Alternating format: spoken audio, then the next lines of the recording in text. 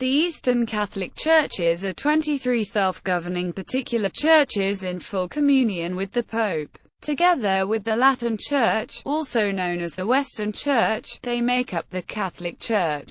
Liturgies of the 23 Eastern Catholic Churches include the Byzantine, Alexandrian, Armenian, East Syrian, and West Syrian rites. Traditions that are shared with other Eastern Christian churches with which they were once associated, such as the Eastern Orthodox and Oriental Orthodox churches. Although some theological issues divide them from other Eastern churches, they admit members of the latter churches to the Eucharist and the other sacraments, as governed by canon law. As a result of migration, Eastern Catholic churches have spread from Eastern Europe, the Middle East, North Africa and India to Western Europe, the Americas and Oceania, where eparchies have been established alongside Latin Church dioceses. Juridical status. The term Eastern Catholic Churches refers to 23 of the 24 autonomous particular churches in communion with the Bishop of Rome. Every diocese is a particular church, but not an autonomous one in the sense in which the word is applied to these 23 churches. They follow different Eastern Christian liturgical traditions: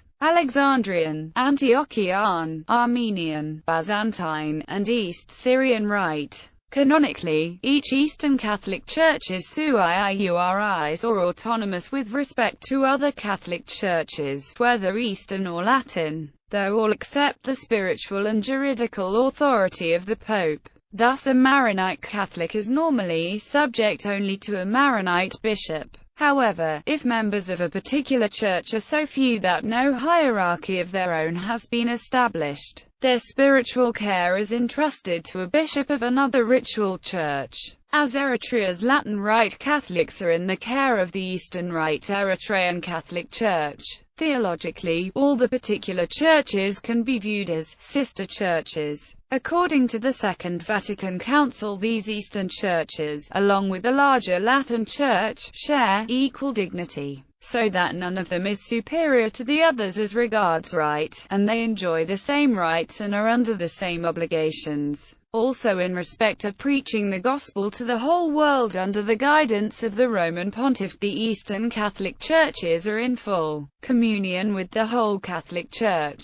While they accept the canonical authority of the See of Rome, they retain their distinctive liturgical rites, laws, customs and traditional devotions and have their own theological emphases. Terminology may vary. For instance, diocese and eparchy, vicar general and protosyncellus, confirmation and chrismation are respectively Western and Eastern terms for the same realities. The mysteries of baptism and chrismation are generally administered, according to the ancient tradition of the Church, one immediately after the other. Infants who are baptized and chrismated are also given the Eucharist. The Eastern Catholic Churches are represented in the Holy See and the Roman Curia through the Congregation for the Oriental Churches, which is made up of a cardinal prefect and 27 cardinals, 1 archbishop and 4 bishops, designated by the Pope ad quinquennium. Members by right are the patriarchs and the major archbishops of the Oriental Churches and the president of the Pontifical Council for the promotion of unity among Christians. The greatest numbers of Eastern Catholics may be found in Eastern Europe,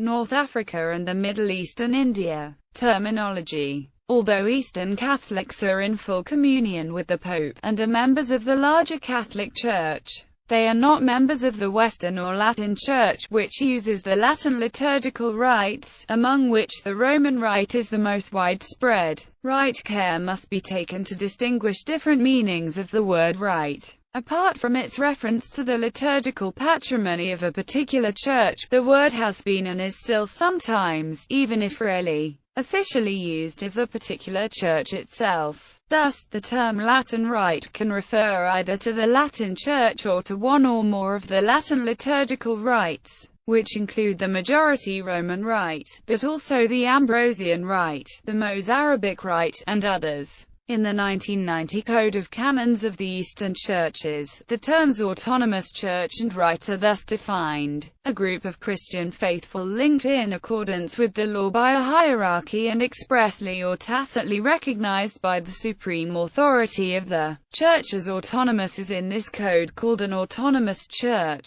A rite is the liturgical, theological, spiritual and disciplinary patrimony, culture and circumstances of history of a distinct people, by which its own manner of living the faith is manifested in each autonomous church. The rites treated in CCEO, unless otherwise stated, are those that arise from the Alexandrian, Antiochian, Armenian, Chaldean and Constantinopolitan traditions. When speaking of Eastern Catholic churches, the Latin Church's 1983 Code of Canon Law uses the terms ritual church or ritual church suiiuris, and also speaks of a subject of an Eastern rite, ordinaries of another rite, the faithful of a specific rite, etc. The Second Vatican Council spoke of Eastern Catholic churches as particular churches or rites. In 1999, the United States National Conference of Catholic Bishops stated,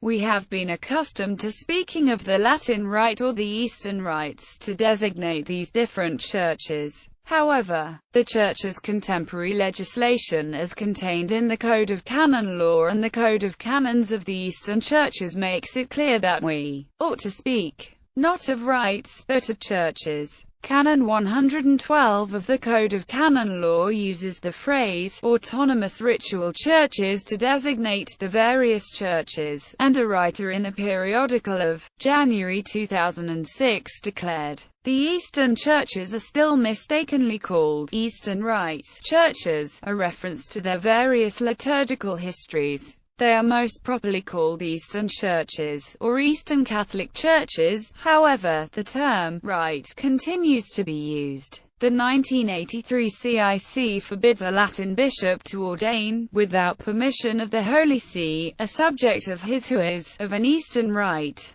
Pope Benedict XVI wrote, in his 2007 Motu Propria Summorum Pontificum, that any Catholic priest of the Latin Rite, under certain conditions, may use either addition of the Roman Missal, uniate. The term uniate or uniate is applied to those Eastern Catholic churches which were previously Eastern or Oriental Orthodox churches, primarily by Eastern or Oriental Orthodox. The term is considered to have a derogatory connotation, though it was occasionally used by Latin and Eastern Catholics. Prior to the Second Vatican Council, official Catholic documents no longer use the term, due to its perceived negative overtones. According to John Erickson of St. Vladimir's Orthodox Theological Seminary, the term uniate itself, once used with pride in the Roman Communion, had long since come to be considered as pejorative. Eastern Rite Catholic also was no longer in vogue because it might suggest that the Catholics in question differed from Latins only in the externals of worship. The Second Vatican Council affirmed rather that Eastern Catholics constituted churches whose vocation was to provide a bridge to the separated churches of the East, supreme authority. Under the CCEO, the Pope has supreme, full, immediate and universal ordinary authority in the whole Catholic Church, which he can always freely exercise. Eastern Patriarchs and Major Archbishops. The Catholic Patriarchs and Major Archbishops derive their titles from the sees of Alexandria, Antioch, Babylonia, Cilicia, Kiev, Halich, Ernakulam and Gamali, Tiruvananthapuram, and Fagurasal-Balulia. The Eastern churches are governed in accordance with CCEO. Within the proper suiiuris churches there is no difference between patriarchs and major archbishops. However, differences exist in the order of precedence and in the mode of accession. The election of major archbishops has to be confirmed by the Pope before they are allowed to take office. No papal confirmation is needed for newly elected patriarchs before they take office. They are just required to ask the Pope as soon as possible to grant him ecclesiastical communion. Historical background. Communion between Christian churches has been broken over matters of faith. when each side accused the other of heresy or departure from the true faith. Communion has been broken also because of disagreement about questions of authority or the legitimacy of the election of a particular bishop. In these latter cases, each side accuses the other of schism, but not of heresy. Major breaches of communion. First Council of Ephesus in 431. The churches that accepted the teaching of the First Council of Ephesus classified as heretics those who rejected the council's statements. The Church of the East, which was mainly under the Sassanid Empire, never accepted the council's views. It later experienced a period of great expansion in Asia before collapsing after the Mongol invasion of the Middle East in the 14th century. Monuments of their presence still exist in China. Now they are relatively few in numbers and are divided into three churches, of which the Chaldean Church, which is in communion with Rome, is the most numerous, while the others have recently split between the Assyrian Church of the East and the Ancient Church of the East. Council of Chalcedon in 451. Those who accepted the Council of Chalcedon similarly classified those who rejected it as monophysite heretics. The churches that refused to accept the council considered instead that it was they who were orthodox. They reject the description monophysite, preferring instead miaphysite. They are often called, in English, Oriental Orthodox churches, to distinguish them from the Eastern Orthodox churches. This distinction, by which the words Oriental and Eastern, words that in themselves have exactly the same meaning, are used as labels for two different realities, is impossible in most other languages and is not universally accepted even in English. These churches are also referred to as pre-Chalcedonian or, now more rarely, as non-Chalcedonian or anti-Chalcedonian. In languages other than English, other means are used to distinguish the two families of churches. Some reserve the term Orthodox for those that are here called Eastern Orthodox churches. But members of what are then called Oriental, Eastern Orthodox churches consider this unfair. East-West Schism. The East-West Schism came about in a context of cultural differences between the Greek-speaking East and the Latin-speaking West, and of rivalry between the churches in Rome, which claimed a primacy not merely of honor but also of authority, and in Constantinople, which claimed parity with Rome. The rivalry and lack of comprehension gave rise to controversies, some of which appear already in the Acts of the Quinisext Council of 692. At the Council of Florence, these controversies about Western theological elaborations and usages were identified as, chiefly, the insertion of filioque into the Nicene Creed, the use of unleavened bread for the Eucharist, purgatory, and the authority of the Pope. The schism is conventionally dated to 1054, when the Patriarch of Constantinople, Michael I Cerularius, and the papal legate, Humbert of Silva Candida, issued mutual excommunications that have since been revoked by both Rome and Constantinople, in 1965. In spite of that event, for many years both churches continued to maintain friendly relations and seemed to be unaware of any formal or final rupture. However, estrangement continued to grow. In 1190 Theodore Balsamon, Patriarch of Antioch, wrote that no Latin should be given communion unless he first declares that he will abstain from the doctrines and customs that separate him from us. Later, Constantinople was sacked in 1204 by the Catholic armies of the Fourth Crusade, whereas 2 decades previously, the massacre of the Latins had occurred in Constantinople in 1182.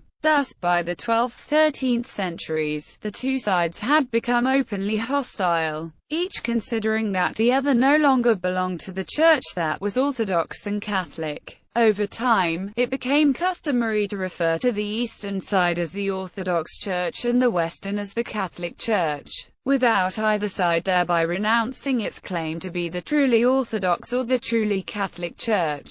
Attempts at restoring communion within each church, no longer in communion with the Church of Rome, there arose a group that considered it important to restore that communion. In 1438, the Council of Florence convened, which featured a strong dialogue focused on understanding the theological differences between the East and West, with the hope of reuniting the Catholic and Orthodox churches. Several Eastern churches were united, forming Eastern Catholic churches. The See of Rome accepted them without requiring that they adopt the customs of the Latin Church, so that they all have their own liturgical, theological, spiritual and disciplinary heritage, differentiated by people's culture and historical circumstances, that finds expression in each SUIIURI's church's own way of living the faith.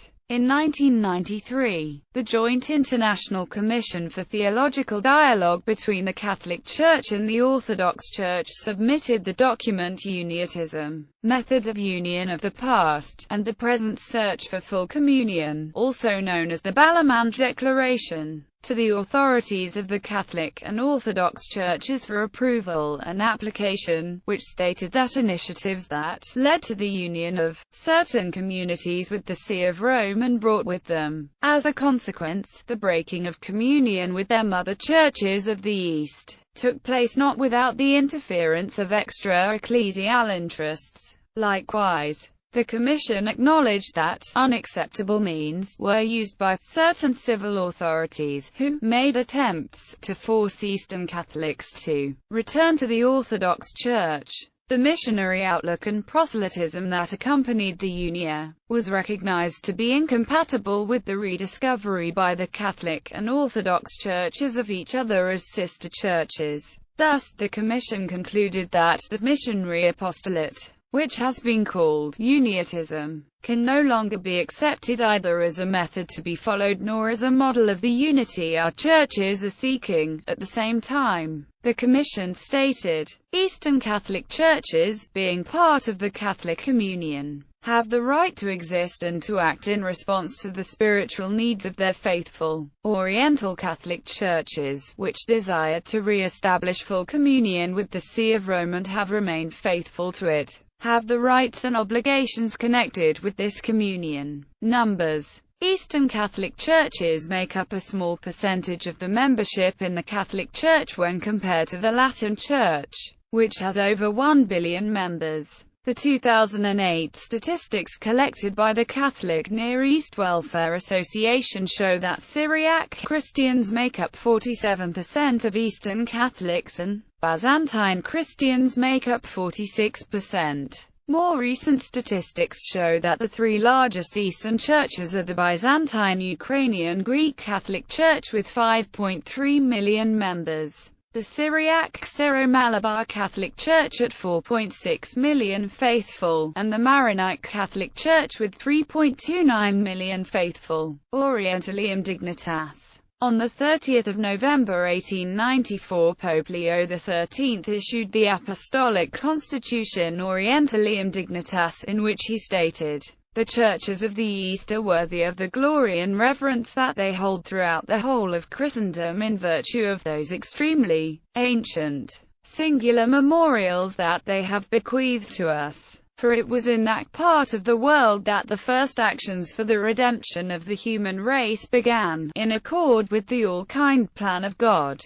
They swiftly gave forth their yield. There flowered in first blush the glories of preaching the true faith to the nations, of martyrdom, and of holiness. They gave us the first joys of the fruits of salvation. From them has come a wondrously grand and powerful flood of benefits upon the other peoples of the world, no matter how far-flung. When blessed Peter, the prince of the apostles, intended to cast down the manifold wickedness of error and vice, in accord with the will of heaven, he brought the light of divine truth, the gospel of peace, freedom in Christ to the metropolis of the Gentiles." Adrian Fortescue wrote that Leo XIII begins by explaining again that the ancient Eastern rites are a witness to the apostolicity of the Catholic Church. that their diversity, consistent with unity of the faith, is itself a witness to the unity of the Church, that they add to her dignity and honor. He says that the Catholic Church does not possess one rite only, but that she embraces all the ancient rites of Christendom. Her unity consists not in a mechanical uniformity of all her parts, but on the contrary, in their variety, according in one principle and vivified by it. Leo XIII declared, still in force, Pope Benedict XIV's encyclical De Mandatum, addressed to the Patriarch and the bishops of the Melkite Catholic Church, in which Benedict XIV forbade Latin Rite clergy to induce Melkite Catholics to transfer to the Latin Rite, and he broadened this prohibition to cover all Eastern Catholics, declaring,